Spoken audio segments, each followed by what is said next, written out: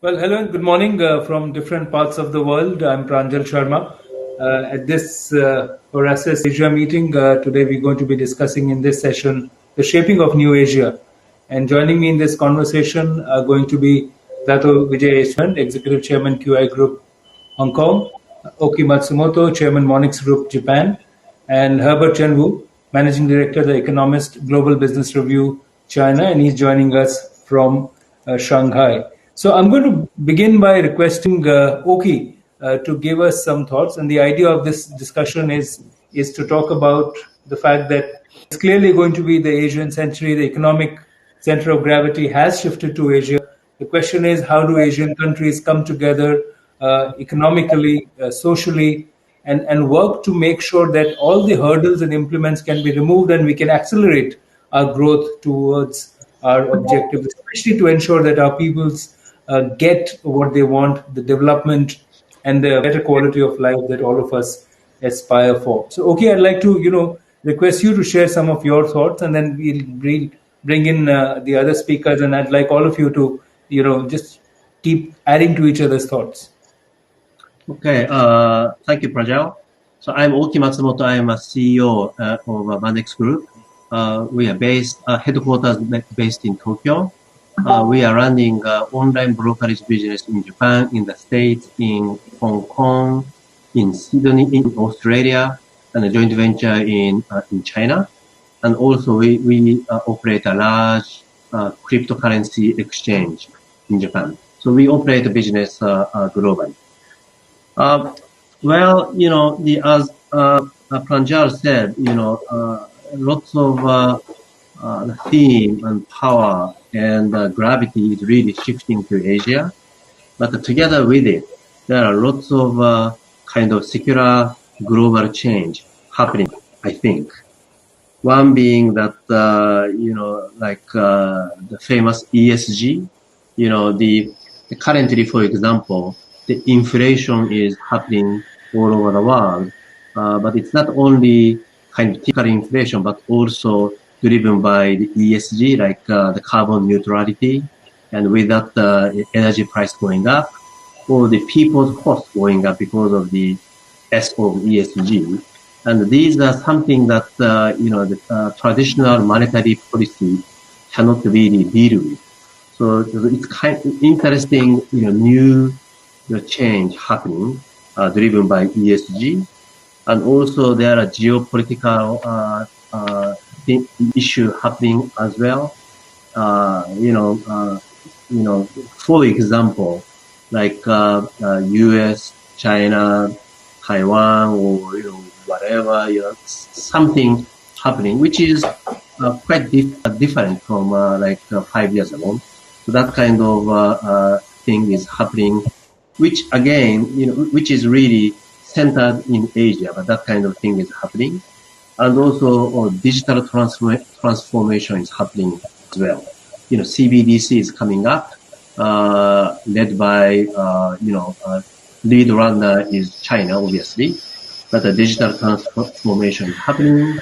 And that, Sorry, just to interrupt you. Chen, there's some disturbance from your side. Can you mute yourself? Chen?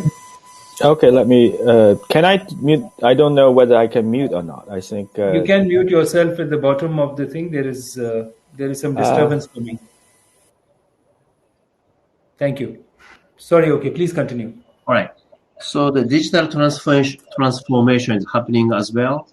And that is the big thing. And also, traditionally or historically, Asia has been kind of very somehow naturally, familiar or accustomed to those digital technologies, and the CBDC or the Web 3.0 or Society 5.0 or whatever we call, lots of the digital transformations happening, and that can be or will be is being driven by a lot from Asia as well.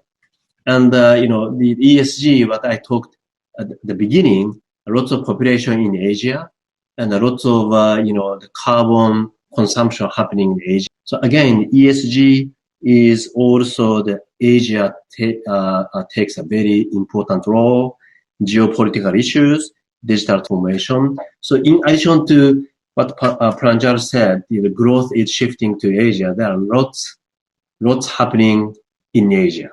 So Asia is definitely going to be really to play the very key role in the global, not only economy but also society.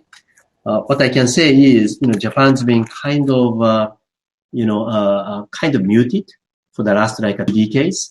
The Japan has got lots of, the environment-related technologies, digital technologies, such and such. So I hope that Japan can come back and play more important role in Asia as well as for the globe. And I really, expect that, looking forward to the lots of discussions today on this panel. Thanks. Okay, I think you've talked about two very critical shifts. One is ESG and second is digital transformation. ESG, of course, after COP26, there is no question that Asia has to lead the world, but Asia has to do it in a way that it is sustainable for itself. We cannot necessarily take the Western construct and apply it to Asia because that may not work. And the problems were created by the West. It's not the Asia's responsibility to clean it up all the time. So I think that's a very important view that's also emerging from a social and climate point of view. But digital transformation, again, a lot of innovations is happening in Asia for Asia. So I think that's another very important shift that you've highlighted. I'd like to come to Chen on this. Chen, China is, of course, going to be driving a lot on digital transformation, even on climate change. But do you see other issues where China can lead Asia or collaborate with Asia to ensure that we work and grow on our own terms? I think, just follow up on the previous speakers, there are three additional areas, in addition to energy or new climate economy or digital transformation. A, of course, is that China is going to be, and I think it's going to continue to be, one of the largest market. So as a consumer market, imports from elsewhere will be one of the main drivers for the global economic growth and for regional economic growth. So to what extent China could really try to jumpstart the domestic consumption and also make the imports a bigger driver. So I think that's a very important question. That's a question that we need to pay close attention to. But I think that's very much linked to China's own domestic policy because, I think in the past few months, everyone is concerned about China's real estate market, concerned about big players like Honda and others. So China needs to figure out a best approach to kind of address the problem at hand and also try to move away of its reliance on the construction and the housing market and really towards more consumption-led market. And then I think the third driver, that's still kind of mixed because, China has a pretty good track record in the past, I would say, decade to really allow the big tech firms to grow and thrive. But I think currently China has just passed the latest law on data protection, which is encouraging, which is, I think, in line with the global trend. But on the other hand, we've also seen some techlash, which may not bode well in the short term. So I think that's something we need to pay attention to. And also we need to put China into a more global and Asia perspective. So I think the most important thing is geoeconomics. So I think the previous speaker has talked about still the major challenge facing the global economy is the rivalry between China and United States. But Biden has come up with this policy, the 3C policy, right? Climate, COVID, and China. So to extent U.S. could collaborate and work with China to deal with the differences, to what extent the United States is going to compete with China, I think that would have a huge consequence in Asia and in China, because I think China, there's a great opportunity to try to develop its own technology, on 5G, on AI, on chips and other things, but it's going to take time, and it's going to require collaboration not within China but also with Chinese neighbors, South Korea, Japan. So to what extent we could come up with a way so that we could still work towards a better goal rather than other countries following what U.S. has dictated, like boycott China. I don't think that's going to be a win. It's going to be a lose-lose situation for all of us. So I think I'll just highlight these things. And one final thing is about COP 26 and China's emphasis last year on being a summit on 2030 and reaching the carbon neutral target on 2060. I think that there's a lot of discussion in China. There's a lot of policy initiatives in China. I think there's a lot of investment opportunities in China, both for Chinese firms and for firms across Asia, because I think the Chinese government is really serious about these things. And then there's a lot of opportunities for ranging from electronic cars, batteries, to green cement, green iron, to all the other new energy projects. I'll just stop here. Yeah. So, you brought a very good dimension, Chen, on this issue, which is of the geoeconomics. And I think the controversies or the show of strength between economic giants of the world and to fight against each other is really going to have a big impact for the rest of the world, but definitely for Asia. And therefore, all the more reason that Asia figures out a way to grow without its over dependence on the West. And I think that's really the way ahead in many ways from the perspective that all of you are sharing. Dato, I'd like to bring your thoughts into the picture.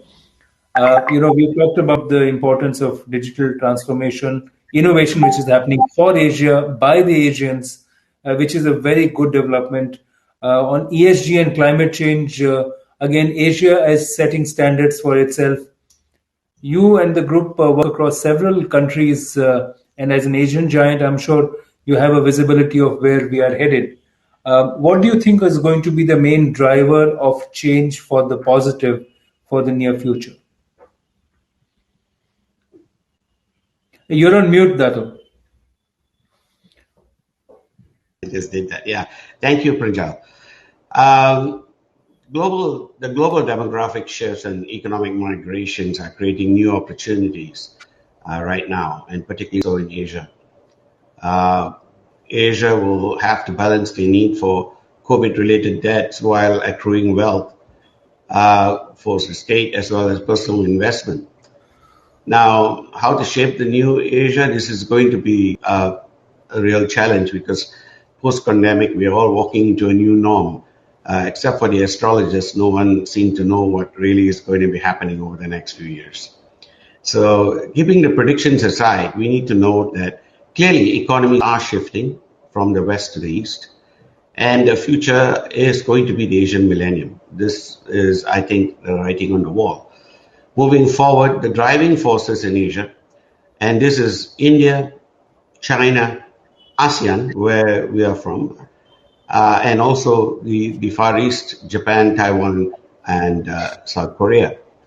So these regional hubs, so to speak, are fundamentally important.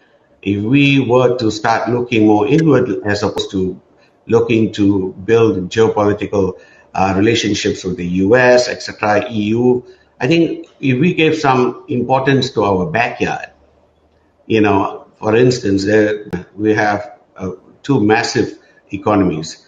And Asia needs to develop its own philosophy, as you say, Pranjal, to deal with the challenges moving forward. I think what China has done with the Belt and Silk Road Initiative has been actually a very subtle and very powerful move in bringing together economies across the third world. Now, particularly in ASEAN, this has been noticed, and not only noticed, welcomed. The SMEs are the real power of the future. it is the SMEs that took the biggest hit during the pandemic. It's the SMEs that are going to rebuild.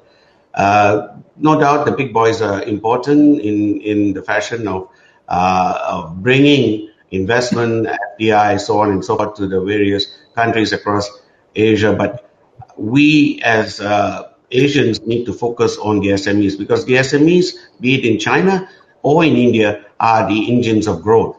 And they need to basically revive, renew, and re-empower themselves. So, which leads us to the topic of entrepreneurship. In the QI group, we are a diversified multinational entity with a presence, as you say, Pranjal, across the world. We are pretty much rooted in Asia. Our headquarters is in Hong Kong and in Kuala Lumpur, Jakarta, Singapore, etc. We have interests across the whole Asian continent. We started 23 years ago as a business that was purpose-led, a stakeholder capitalism as opposed to the traditional capitalism, and which meant that we need to make a positive impact. We looked at sustainability as our key. We cannot just be profit-driven, because to us that was too short-term. So we developed three pillars of sustainability: empowering people, transforming communities, and safeguarding the environment. So we have worked relentlessly. Our organization is rooted in these three pillars. Wherever we go, we are involved in one form or another. To come down to the issue of what ASEAN is doing, because ASEAN is our backyard. And I think if ASEAN basically, that's 650 million people with the fastest growing middle class in the world and the greatest potential to be developed into a powerhouse. And it is basically something that China has actively engaged with. But I do believe that both Japan and India could play bigger roles in ASEAN. Now, ASEAN by itself is clearly not, united, and is pretty much diversified and has its own challenges. However, ASEAN has a lot of potential. Indonesia by itself is, a huge market, but when combined together, ASEAN represents a big step towards the future. And using ASEAN's resources, both for China and India, would open up, Asia in I think, a significant manner. Clearly, the amount of unicorns India has produced over the last year or two, and venture capitalists were, kind of beaten apart to India in the last year or two, would challenge even Silicon Valley. So right now, moving forward, we need to take a look at the economic blocks that are being built across the world.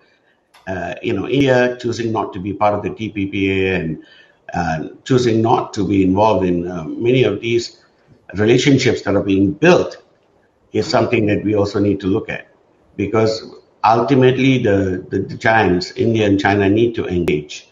And Japan is, of course, has always been a very powerful force here in Asia. It needs to be brought back to the fore. I totally agree with the gentleman just now, with the speaker just now on that matter. So, in a nutshell.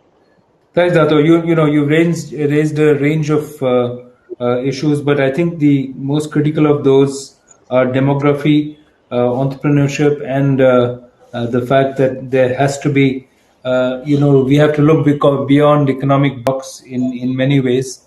But in my view, the most important aspect is ASEAN, as you mentioned, and perhaps ASEAN can be the pivot and can be the center for bringing the rest of Asia together. And the way ASEAN, despite its diversity, has functioned fairly well for so many decades.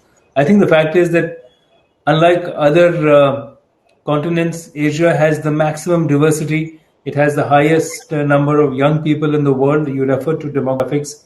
So therefore, it is important that the Asian philosophy comes together in a more structured format to deliver. Technology can perhaps bring us together and help us overcome a lot of the other barriers.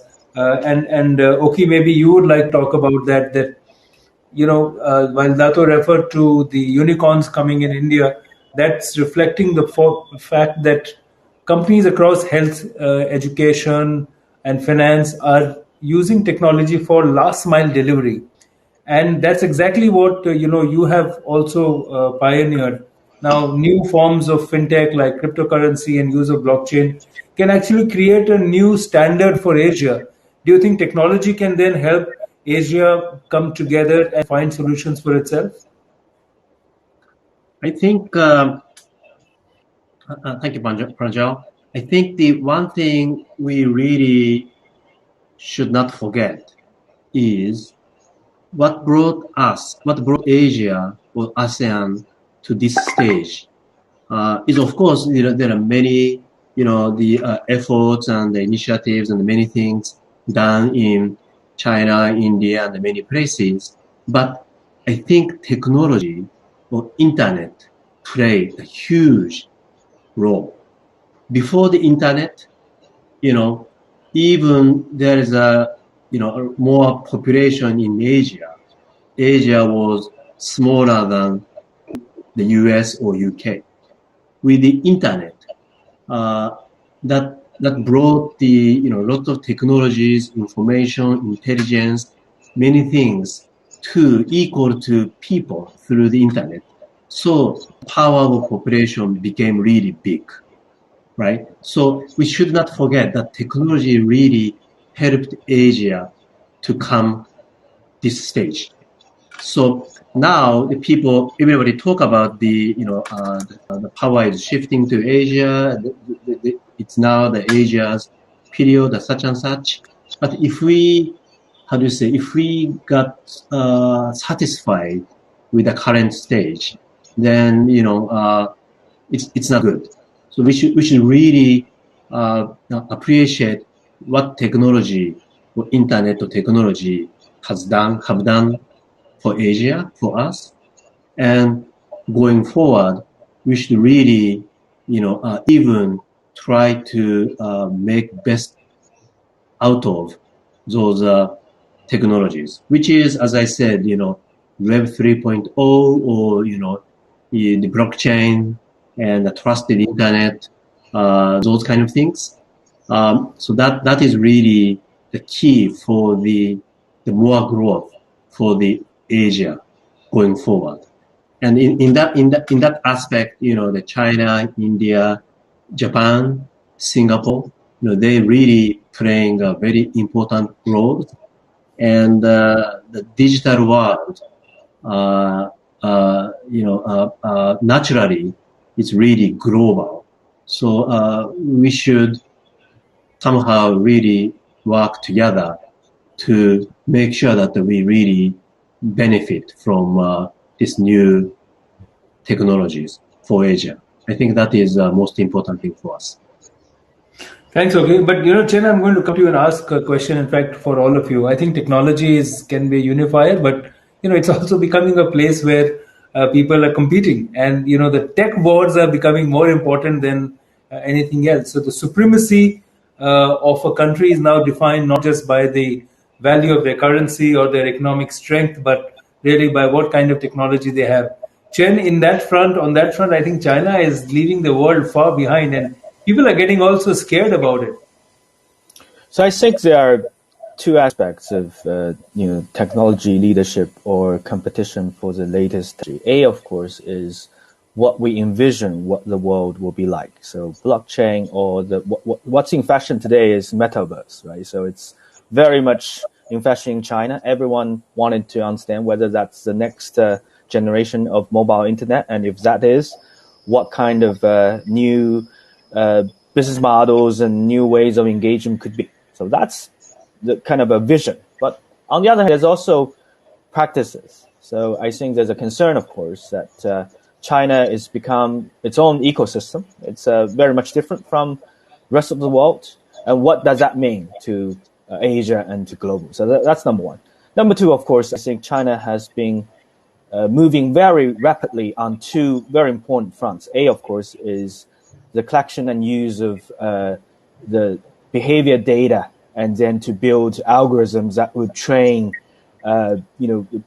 very powerful engines so that they could provide better services, better, new ways of engagement. So that's an area that's really interesting. But of course, on the other hand, there's also a concern about data privacy, about surveillance, and about what will be the kind of a next generation of rules and regulations that we need to come into play to make sure that individuals are not being kind of pushed into this metaverse without any protection. So I think China could be seen as a very interesting experiment, and what came out of China could have some lessons that other countries could learn. And the third thing is, 10 years ago, we came up with a suggestion saying that frugal innovation. So I think China is a pioneer in frugal innovation. So one example we use is that GE, before entering China, some of the medical equipment could cost to $10,000, $20,000 piece. In China, once they come up with the in China for China policy, they could reduce that price to $1,000. That's much, much cheaper. Almost 80% of functionality, 10 times lower in terms of price. So I think that's something that Chinese market, because it's a huge market, it's a scalable market. So there's a lot of interesting solutions, both coming from MNCs and also coming from Chinese non-exit firms that could be applied elsewhere, so that the frugal innovation would help the emerging middle class of ASEAN and Indian people to really benefit. You don't need to take up more expensive solutions. China could offer something that's more affordable, but still help everyone to raise their living standards. And I think that requires more collaboration, because I think every country, to a certain extent, would want to have some kind of an investment from Chinese tech giants, or kind of a collaboration among Chinese tech giants, so that they could come up with more localized solutions. So global and local, how do we make it a kind of global solution that's really catering to the needs of billions of people in Asia and in India? And one last thing I want to emphasize, I think I agree with Vijay on the importance of China and India to really try to work out a more collaborative relationship. It's both are huge markets, both are places with huge amount of talents. And China, compared to India, we have one thing that India has that China no longer have. That's the population dividend, right? So China is aging rapidly. China needs to actually follow and learn from Japan to say, how do we deal with a population that's aging and the population that's not giving birth to young little babies? So I think China is also in transition. So in a way, how could the two giants work together so that we can be the two important pillars for Asia? I think that's a $1 billion, $1 trillion question for us for this decade. That's a great point, Chen. I think that's something I think industry should also work with the governments to bring it together. But Dato, the point of innovation and innovating for global and local, I think those themes have come across from what Oki said, what Chen said, and you referred to it. Can you share some good examples maybe within your group of where innovations have been done for Asia, for the Asian needs? And all the much of the technological innovations that we use were developed in the West, but now it's shifting to what is being created in Asia. So are there some thoughts and ideas you have or examples from your group that you would like to talk about? Well, first of all, I'd like to point out that with due regard or respect to the technological improvements that has happened worldwide, powering it behind is also the entrepreneurship that has really grown in leaps and bounds. Of course, in that sense of the word, Asia has a natural advantage over the rest of the planet, so to speak. And Asia has always had that because of the fact that Asia has been in the trade routes between the East and West. Moving forward, in my opinion, we have, in essence, we have to recognize that Asia is going to be leading, or at least taking up, half of the world's GDP by 2040. And this has been a fast and reasonably fast and critically important development. In terms of ASEAN, ASEAN has always been focused on building entrepreneurship, primarily rural entrepreneurship, due to job scarcity that has now evolved. ASEAN is also, like India, has a burgeoning young workforce. And both of these are circumstances that need to be leveraged upon.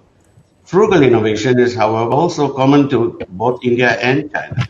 India, too, has been very focused on frugal innovation, one must not forget.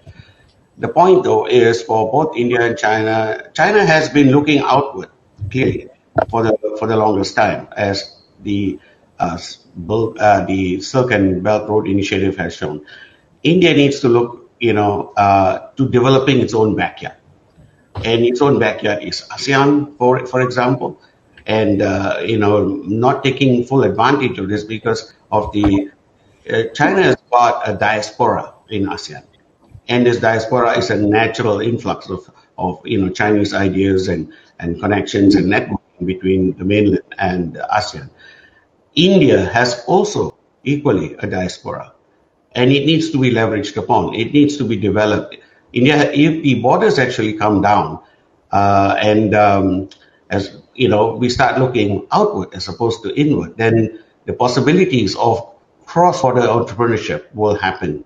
And this is so critically important because it is entrepreneurship that's going to drive the markets. If you take a look at the TEAs, which is basically, entrepreneurs who began within the last 12 months, Asia is well ahead of the rest of the world.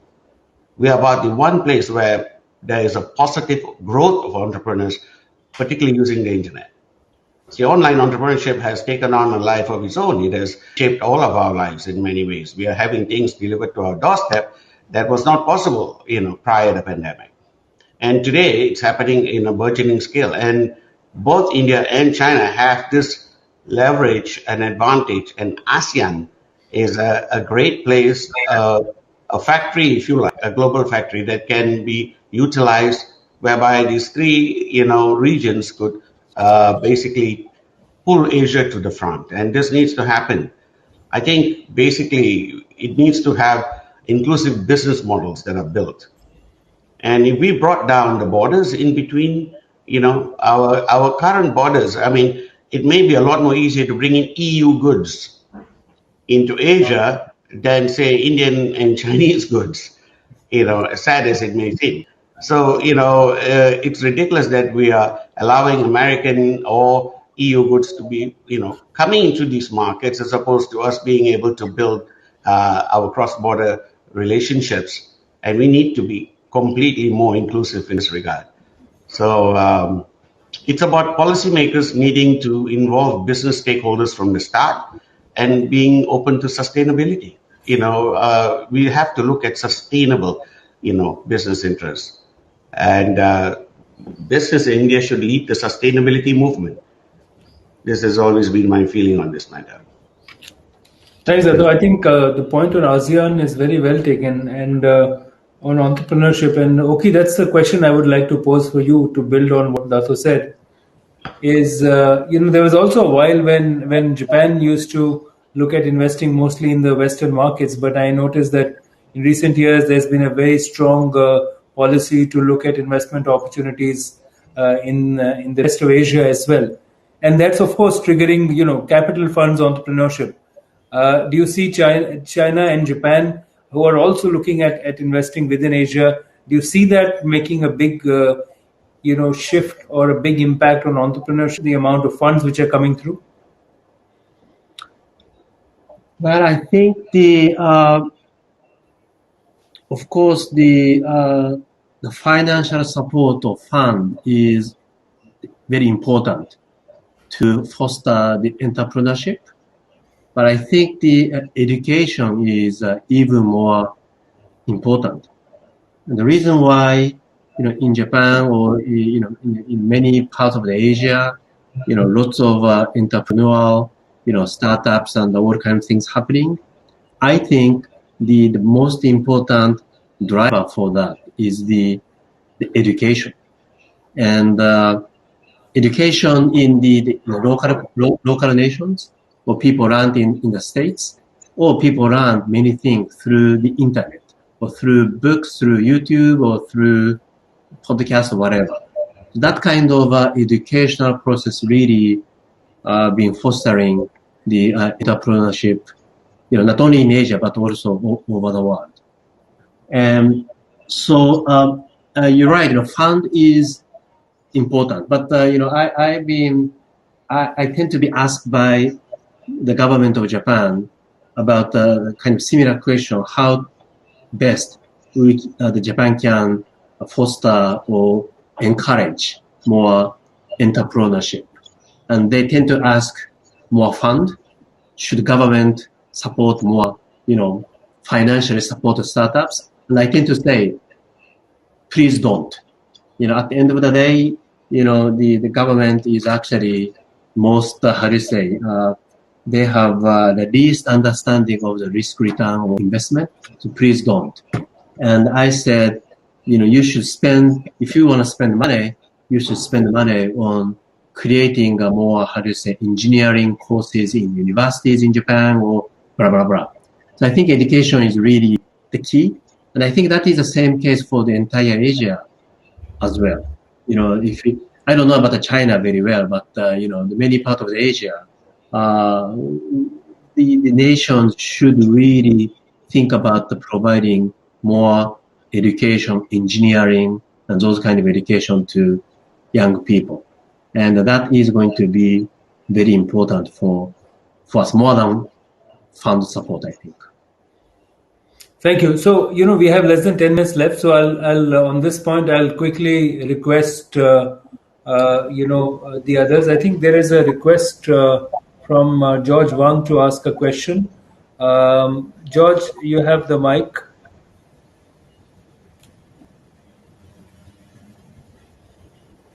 Thank you very much. We're the other panel. I have a question. We are in the business doing contract manufacturing. Our company have operations in China, India, Vietnam, Thailand, Singapore, Malaysia, many different places. So right now, the world is really in a bad shape. However, all the geopolitics have set the world in deeper and deeper trouble. What do you think of the next 2-3 years in Asia with all these politics going on? The people are suffering. The politicians, they are not looking at it. They are all have their whatever agenda, right? Yeah, that's right, George. So, that's a good point. I think we just have time for one quick answer on this because we have to end now. Would any of you like to take this? Oki, Chen, or Dato? Geopolitics will take its own turn. I mean, if we waited for geopolitics to sort itself out, we will still be waiting. The issue here is for us to go past it, just as the world of entrepreneurship today is about working our way around geopolitics. What's really happened is that the workforce by 2025 will be 75% millennials and Gen Z. They don't need any kind of education or introduction towards the world of the internet. They grew up with it. They have a total, a different opinion on how things should work and the products and services they need. So the best way for us to move forward is to make sure that our own workforce is about 75% millennial before then. Because then you have a cross-border, a cross-geopolitic, communication happening. Because these people actually have a different viewpoint of the planet in COP26. And they're very aggressive about what they want to see. And the brick and mortar education is not what they're seeking these days. They want to get into, getting things done as soon as possible. Perhaps one key towards all of this is involving them more in the future aspirations of your company.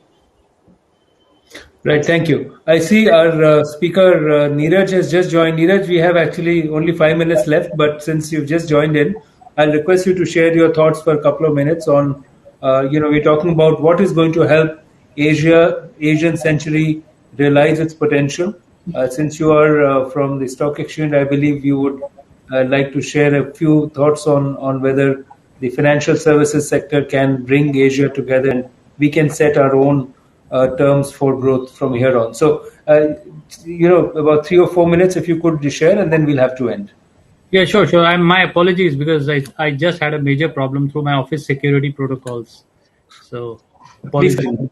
Yeah. So, see, our perspective is that with the shift towards Asia, I mean, it's happening, and at least with China, and hopefully India playing catch up. Okay, we will reach there, and one of the major levelers of, if we can really call it, is technology, because technology and digitization, that's one. The second is, with a large population that we have, there would be significant, as was being referred to earlier about millennials. These are important factors, and aspirational countries. So, prospectively, an aspirational country like India, where there is this urge to grow amongst people with all the challenges that they have, that would be transformational. And yes, the government support would be required for a long time. That's the way it is.